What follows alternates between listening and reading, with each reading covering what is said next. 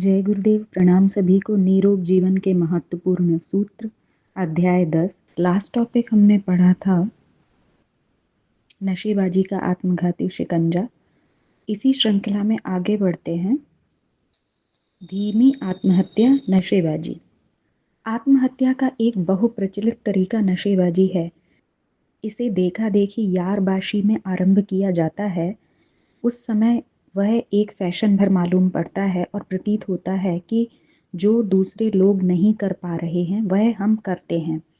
इसमें उन दिनों शान शेखी भी मालूम पड़ती है और साहसिकता चरितार्थ करने जैसा अनुभव भी होता है।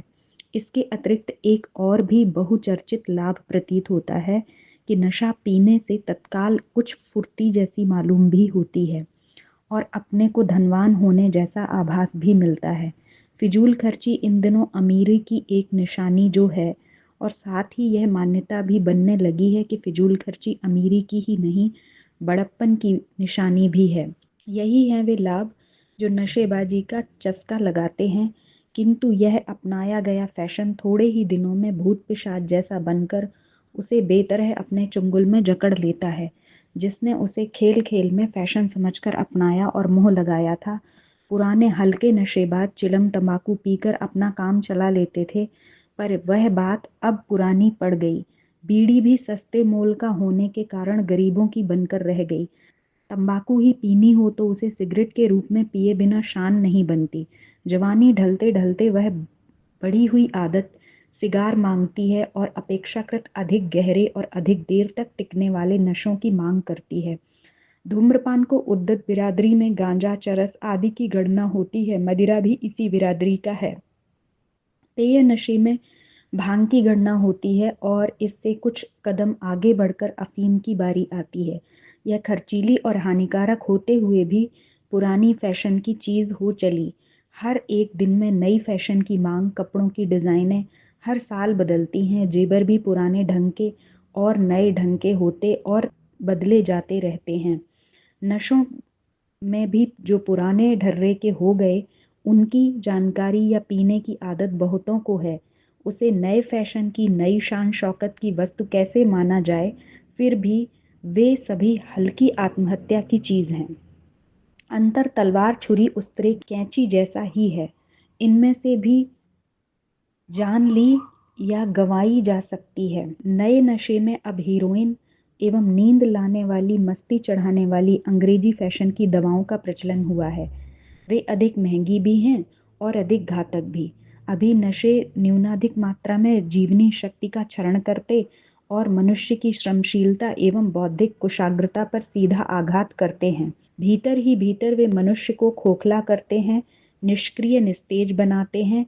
स्थिति ऐसी बन जाती है कि नशा लिए बिना साधारण नित्यकर्म करना भी कठिन हो जाता है। यहाँ तक कि प्रातःकाल सिगरेट बीड़ी पिए बिना मल त्याग जैसा नित्यकर्म भी नहीं बन पड़ता।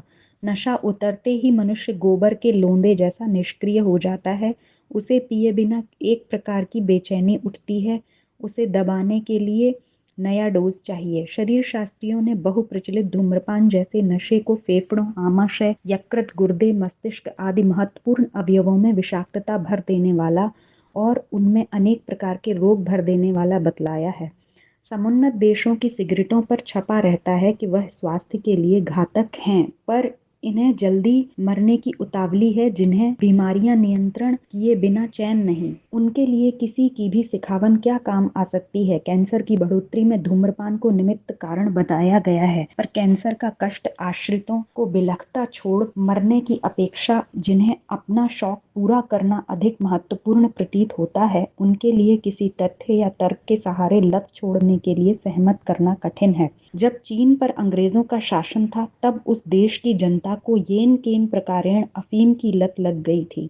फलतः उस देश के नागरिक निष्क्रिय और दरिद्र हो गए थे।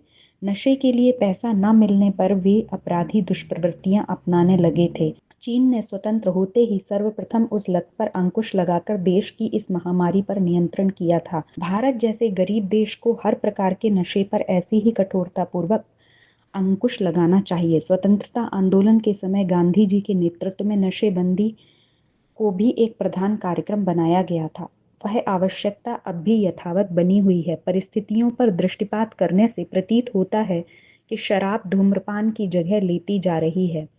गरीबों से लेकर अमीरों तक सभी अपने अपने स्तर की शराब पीते हैं। आदिवासियों को तो कच्ची शराब बनाने की छूट तक मिली हुई है।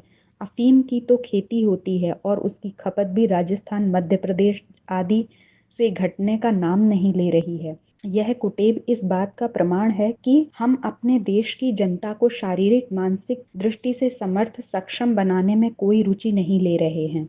हीरोइन, पीली शक्कर तथा ऐसे ही अन्य महंगे नशे अपने दुष्परिणाम और भी अधिक तेजी से चमत्कार दिखा रहे हैं। आदत लगने के बाद कुटेब छूटने का नाम नहीं लेती और मनुष्य की स्वाभाविक क्षमताओं को बुरी तरह तोड़ मरोड़ कर रख देती है। युवावस्था में ही बुढ़ापा घेर लेता है और विक्षिप्तता के लक्षण फूट पड़ते हैं। ऐसे व्यक्ति जीवन के किसी भी क्षेत्र में सफल बन सकेंगे, इसकी आशा नहीं की जा सकती। तस्करी के लिए कुछ समय पहले सोना चांदी ही प्रधान रूप से चलते थे। अब नशों के बादल देश में अंधाधुंध प्रवेश करते जा रहे हैं।